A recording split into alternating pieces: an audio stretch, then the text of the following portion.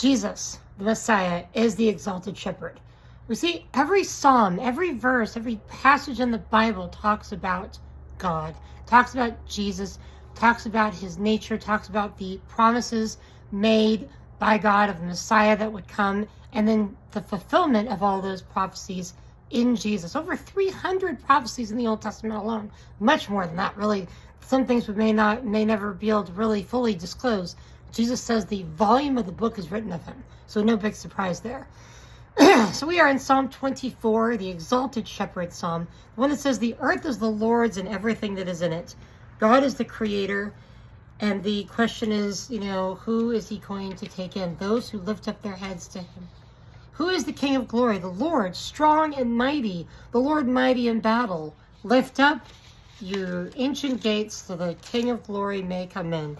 He was the living shepherd in chapter 23. Now the exalted shepherd in chapter 24. The blessings and promises of he who is going to be and forever reigning as king. He is king now. Psalm 25 is a plea for help from the humble and reverent. A rough road is ahead of us. To you, O Lord, I lift up my soul. O my God, in you I trust. Do not let me be ashamed. Do not let my enemies exalt over me.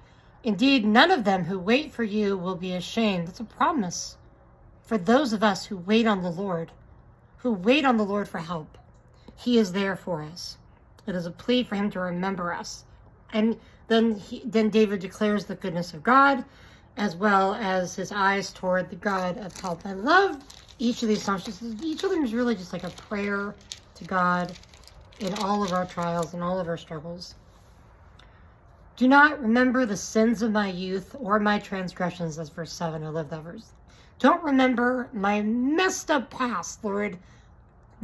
Help me look forward to the future. The enemy is going to try to remind you of your past. Don't let that happen.